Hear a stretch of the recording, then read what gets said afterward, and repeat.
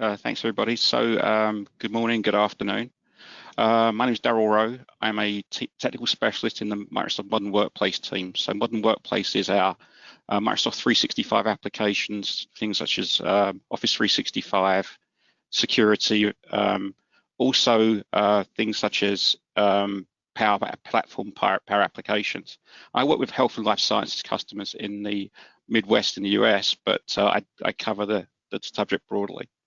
And if you look at the bottom there, you can see my LinkedIn. If you want to go and check me out on LinkedIn, you're more than welcome. Prior to Microsoft, I was actually a customer. So I've been at Microsoft for about 12 years now, and I've been traditionally in the unified communication space. So I used to work with a lot of voice and video platforms from a number of vendors. Now I work with Microsoft and work for, especially with Microsoft Teams.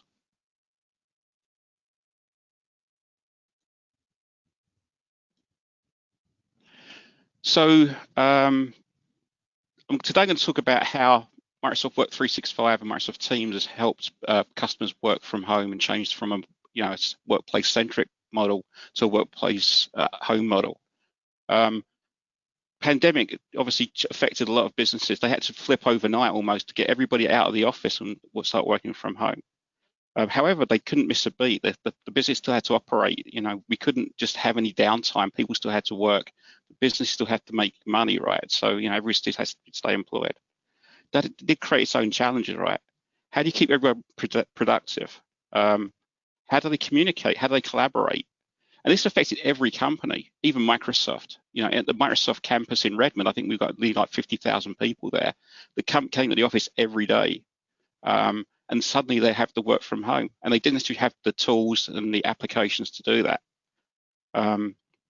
So how did Microsoft help our customers and ourselves to work from home? This is the story on how we did that. So before I get into that, let's just take a look at what a traditional business is and how it works and how it collaborates and the roles and responsibilities. So the business, obviously, they have business goals. The company has to operate, they have to make money, everything else, right? That said, they're very fluid. They'll try and find things. If things are too hard, they'll go and do their own things. But they need to limit business disruption. Obviously, working from home overnight, that's a huge disruptor. As an employee, though, I have to get my job done. I want everything out of my way. It has to be as easy as possible. So I just got to get it done, right? I need to be able to collaborate, though, and share easily, but also protect my own stuff. That said, legal looks after the company. They look after, you know, the company's well-being, make sure it doesn't get into trouble. So everything has to comply with retention policies and e-discovery. People have to, you know, it needs to make sure people aren't doing things they shouldn't do.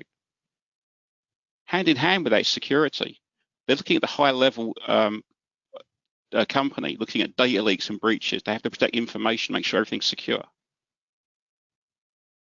Then lastly, as an IT person, you've got to manage all of this. To manage all those different requirements, the amount of data the company's handling. You got to keep up with the services and threats. And you have to make everybody happy. And then obviously during a change from a work in the office to a work remotely, they had a big responsibility. So in a regular workplace, you know, working at the office, everything's there for me. Corporate IT supplies everything. I have a productivity suite. I have email. I have a sharing of facility, whether it's SharePoint or file shares. I had a messaging platform, typically instant messaging. I had a telephone on my desk. It was served by the telephone system in the corporate environment. I might even be lucky enough to have a corporate cell phone and an enterprise meeting platform. And I'm used to working in person or virtually. In some cases, you know, some companies are all put in person. Some of them have a split of 70-30 or whatever. So how do you handle that if everything changed? So in some cases, customers were prepared or businesses were prepared to have people working from home, and they did have a remote workforce anyway, whether they're sales folks or people that work remotely. And they had already had access to those applications, even a soft phone. So in a lot of cases, people did have a soft phone, but the majority of folks didn't. And what happened was when they ended up working from home, all they had was personal devices. I like to think of them as the digital haves and the digital have-nots. The haves had access to everything, have-nots didn't. However, you can't just say to your organization, sorry, the folks that don't have anything, have a nice day. They have to work as well. So how do we handle that? So when everybody started working virtually, certain things started to happen. All those corporate applications weren't accessible by everybody, but you had to build a bridge between all those different applications, and people still had to work. Hence the shadow IT problem. People moved from using corporate email. If they couldn't access corporate email, they started using personal email. They were using personal devices, so whether it's smartphones, tablets, laptops, whatever. People were communicating via text because they couldn't get to the instant message platform. Or if they could, they'd use a consumer or a freemium instant message platform. In a lot of cases, the only way to get files out of the environment was actually go into the office, plug in a USB stick, and download them. Very problematic, right? Some people were using social media to share information. And then also cloud storage is fine, but if it's consumer-based, it has a different set of governance and rules around everything that the legal and compliance folks, security folks consider to what actually happened. And then lastly, if people didn't have access to a meeting environment, they went out and bought their own, either a consumer service or a freemium service.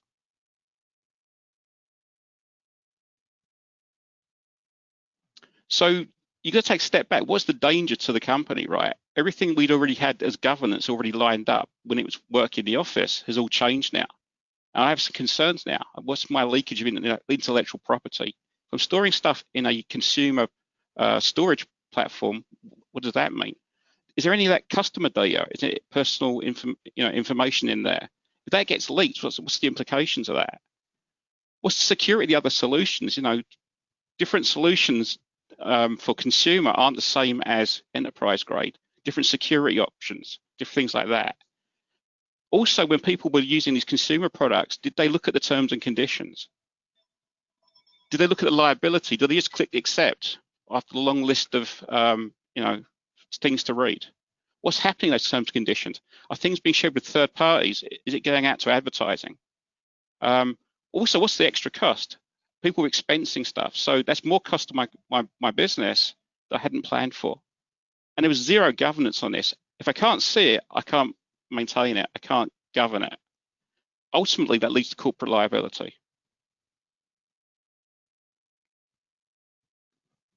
So let's take a step back again. What would be the ideal work from home requirement or solution if I had time to look at this? And how could I do that? So everything has to be secure. It has to be encrypted, secure logins. It has to be compliant. I have to track what's going on in that environment. I have to be able to manage that as well. I also have to make it very quick to deploy. So if something does happen again, I can get everybody to work as fast as possible. So ideally, I'd serve it from the cloud because I don't necessarily, as a business, have the infrastructure designed to support everybody externally. So if I can serve it from the cloud, somebody else can handle that. That's great. It has to be hyperscale though, because they're not going to be serving just one customer. They might be serving many. So it has to be a large infrastructure, hopefully globally, right? If we can avoid VPN, that'd be great because again, VPNs and infrastructure I have to stand up myself as an enterprise. So if we can work without VPNs but stay secure, that's great. Also for the end user experience, if it's single sign-on, I'd log in once with my existing credentials, that'd be awesome. I don't have to worry about different logins for different things. I also need to support corporate devices. BYOD, bring your own device. Not just the corporate PC, it could have to support Mac, tablet, Chromebooks, everything that user may have. The applications need to be web-based in some cases, or they could be downloadable apps. But ideally, it has to be easy to use. So we already had a lot of customers using Microsoft 365. They're in the millions. They weren't necessarily using everything. So what we had to make sure was make them aware they could use Microsoft 365 outside of the corporate walls. Everything is governed with security and compliance wrapped around it, using Azure Active Directory for login credentials. It ties in with the on-premises credentials. I log into a device, I may be using Intune to manage that device, looking at cloud app security as well, so I can manage what my apps are doing. I can provide those collaboration tools or my productivity suite remotely. It could be via the web, it could be via a download. I'd have to handle mail, so we have mail in the cloud using Exchange Online, served by Outlook, with social using Yammer. I can share my content securely with OneDrive storage or through SharePoint online. Teams, though, has really been a key component for a lot of work from home strategy, where I can collaborate and chat and meet and talk and do video using a secure environment, and Teams has provided that for a lot of customers or companies out there. Outside of those tools, what about my business tools? Do I have any analytics or dashboards? So Power BI can provide that. Workplace analytics, I can see how people are using my environment. My analytics shows you my social health and how I'm collaborating and what I'm doing, and make sure I'm not doing meeting overload, for example. And then again, wrapped around that, compliance, security, advanced threat protection, so people aren't clicking on malware. Those devices are secure and encrypted. My data is protected.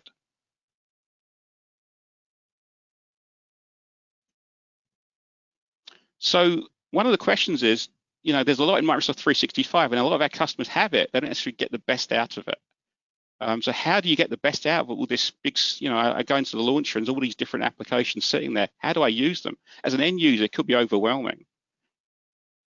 So some of the things you can do, all the applications do have web versions, so it does support multiple devices. It doesn't have to be that corporate Windows PC. It could be a Mac, it could be a Chromebook, it could be an iPad or an Android tablet or anything like that. I can use that via the web. All the mobile applications are free. So if I go to the Apple App Store or the Google Play Store, there are Microsoft apps out there. I can use them. They're free. They connect to these services in the cloud. I can carry on working using a mobile device.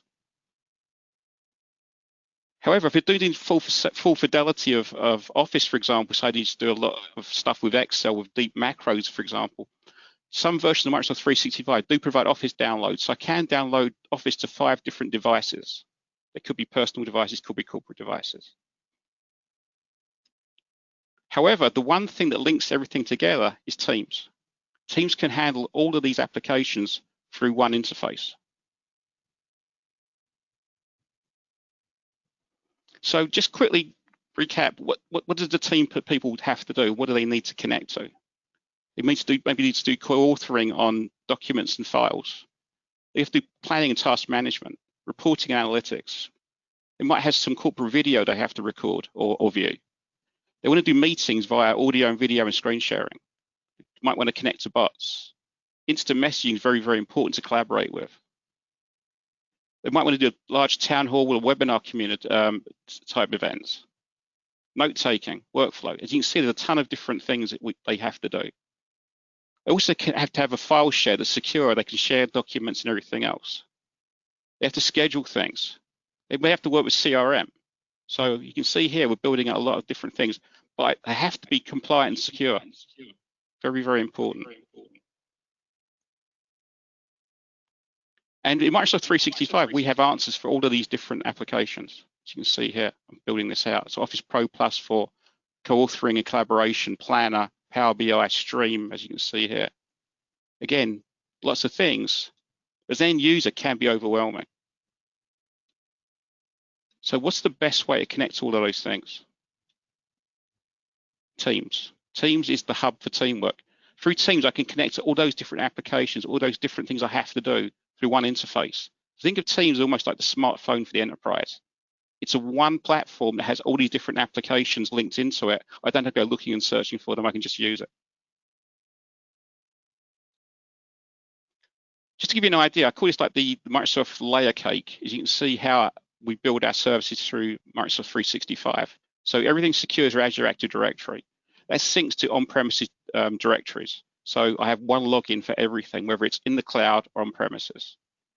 So that's using identity to manage that. Also, I have rights management, so I can look at information protection, so I can make sure people see the right things and not see the wrong things.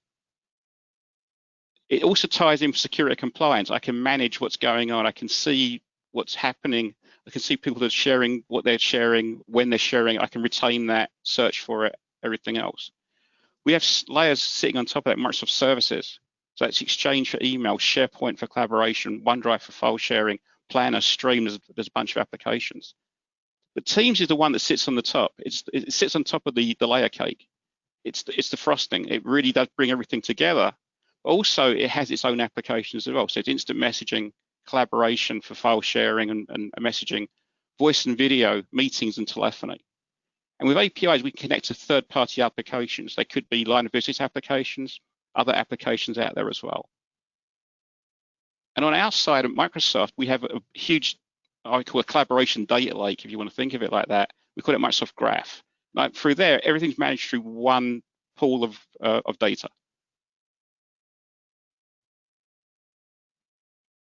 So Teams is the hub for teamwork. It does transform the collaboration because I'm moving from sending SMS messages or whatever. I can go to instant messaging and have communities of interest through teams and channels.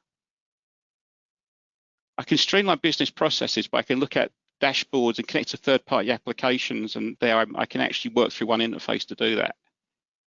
And it does connect across the whole organization, whether you're an information worker or a first-line worker. So even people that just have a very small requirement, maybe with a smartphone, they may just to schedule stuff, Teams can do that for them as well. So let's talk about real-time collaboration. Nothing can really replace that face-to-face discussion, being in the office, meeting your co-workers and working on something. Virtual collaboration makes things easier, but it doesn't help everywhere.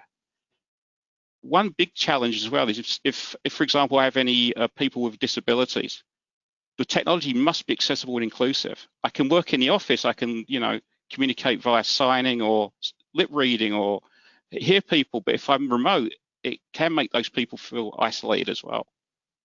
We want to include everybody. So outside of what we just discussed with Teams, Teams does obviously provide that chat interface. I can send messages, I can collaborate, share files. It's a great interface for doing that. There's also a meetings platform, and I'll talk about that in a sec. So I can collaborate with my workers, whether they're in the street, down the street from me, in the same building, or halfway around the world. I can call them. I can make phone calls, video calls. I can also call, if I've got the right option configured in Teams, make telephone calls out to the outside world as well. And it connects those Office 365, Microsoft 365 applications into one place. What's really important though is because it's one interface, we can secure it, make sure it's compliant. I'm using one interface to do everything, and I can manage that securely from one place. So let's talk about the meeting platform in Teams. And this has been invaluable for a lot of people that are, again, working remotely. They're used to working in the office with, face-to-face. So we support unlimited multimedia meetings. In your Microsoft tenant, you can have as many meetings as you want. It's included in all licensing. Supports up to 300 people in real time. I can show 49 people on the screen, but we can have 300 people in a meeting if we have to. Whether it's internal to your company or externally as well. So I can invite people externally to my company. They can join that meeting. All they need is a device to connect, whether it's a browser or a mobile device. They'll just get an external link. Supporting desktop and application sharing. So I can share my application, show people I'm working, we can collaborate with instant messaging and whiteboarding. I can even share from my mobile device. So there's no barriers if I'm using a smartphone. I can share my screen, share my presentation from there with high definition voice and video. Also, we also have different devices. So when you're back in the workplace, we have Teams devices such as Teams Room Systems, which is a video platform, or Surface Hub. So I might want to work when I'm in the office, fire up a video conference from a meeting room. I can use a large screen with a camera that can support that as well. So no matter the size of the device, small to large, we support that. Scheduling via Outlook or Teams, I can schedule those invites, and all delivered from our Microsoft data center network.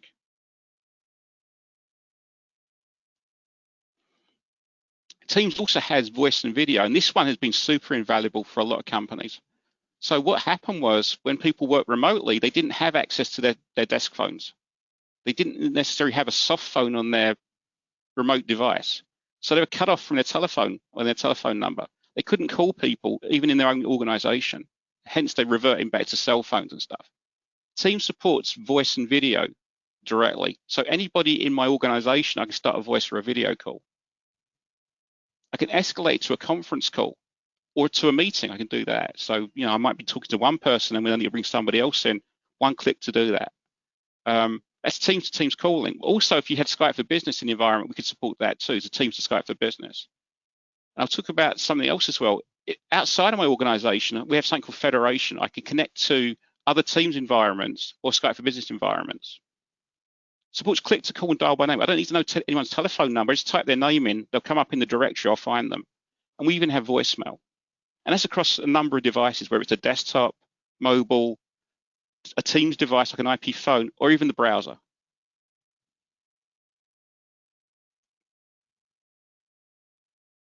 So this is something that a lot of customers found very, very useful when everyone's working in different places around the world. Every customer has a free cloud telephone system or a PBX. So within the corporate environment, I could call anybody in my environment. I could call anybody at Microsoft, for example. All of 150,000 people had access to them just from my Teams client. If I was federated, so whether it's a customer or a business partner, and they're using Teams or Skype for Business as well, or Microsoft 365, I can contact them as well. So think about, pushing 200-300 million people you can contact using our Microsoft services. Outside of that, I could also contact anybody who's using Skype Consumer. I think there's about 300 million people registered on Skype Consumer. So I could basically call pushing 500 million people just through Teams. And all that for free as well. And that's fine, but what about anybody that doesn't have access to a device? Maybe they're just using a telephone, a cell phone, or a desk phone. So with Microsoft Phone System, which is included in some licenses in Microsoft 365, I can connect to the public switch telephone network, the good old telephone network. I can make telephone calls and receive telephone calls to a telephone number on my Teams client. Also, I can connect to my existing legacy corporate telephony. So if someone is in the office, I could call them as well, all through my Teams client, nothing extra required. And to serve that, we have one of the largest data center networks in the world.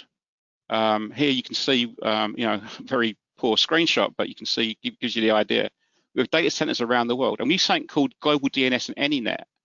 So even though my Microsoft tenant may be in North America, but I'm working in, South Africa, I don't connect all the way across the internet to that tenant, through multiple ISP hubs.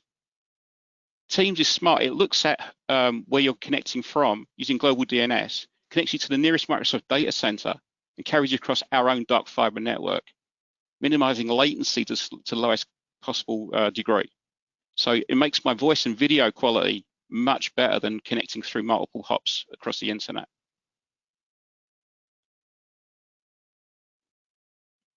As I said earlier, accessibility and inclusion are very, very important to us. It's part of our mission. We want to make everybody productive around in their environment. So if someone has, for example, hearing difficulties, high definition audio is a great feature. Maybe they're not completely hearing challenged. Maybe they do hear some. So high definition audio adds nuance and helps people hear intonation, so they can hear what's being said, maybe better understand. Because if in the office it's different, I can see somebody, I can maybe lip read or whatever. But also have video as well. So we have video features such as background blur, which is something that Microsoft research found out. Background blur helped people with hearing difficulties lip read much better because they have fewer distractions on the screen. We have TTY terminal support for those that use the phone system. All our meetings support live captions and attribution with live transcription. That's now moving to our one-to-one meetings as well, and one-to-one calling. And it also our Teams devices now, they're supporting live captions. So I could have a telephone call and read what's being said on my screen if I don't have capability of hearing what the person's saying. For people with vision impairment, Again, high definition audio, very, very important. I want to hear that nuance and intonation. We support screen reader, including Windows Narrator. If I have partial sight, I could maybe zoom the interface up as big as possible. I also have something called Immersive Reader. An Immersive Reader is pretty cool in that I can click on a message, launch it in Immersive Reader. It either makes the text very, very big or reads it out to me. So again, I don't have to worry about being able to read something that's very, very small. Also support high contrast and dark modes for people that have color blindness difficulties, for example. And then across those boundaries now, again, people are working from home or anywhere in the world. Maybe they have a different first language. Teams can help there. Again, high definition audio video supports that, video especially with body language. But with live captions and attribution, I can read what's being said. So maybe I don't understand verbally, but I can hear it. I can understand it if I read it, what's been said. We also support message translation. So if I type a message in Teams in my language, someone else on the other side of the world can read that message in their language. That's instant translation. If you do a live event or webinar, you can actually get real-time translation there as well. And again, live captions on Teams phones are available too. So just going to wrap this up. There's a couple of things to see. So here's an explanation of live captions. You can see here, it's just a screenshot. I can see Serena's talking. Her video box is highlighted, so that's for Serena that's talking. I can also read her caption and what she's saying. So again, if I have hearing difficulties, I can understand who's speaking and what they're saying. Here's a demo of transcription. You can see here, as people are speaking, on the right-hand side, I can see who's saying what and when. If I join the meeting late, I can even scroll up and see what I missed and catch up.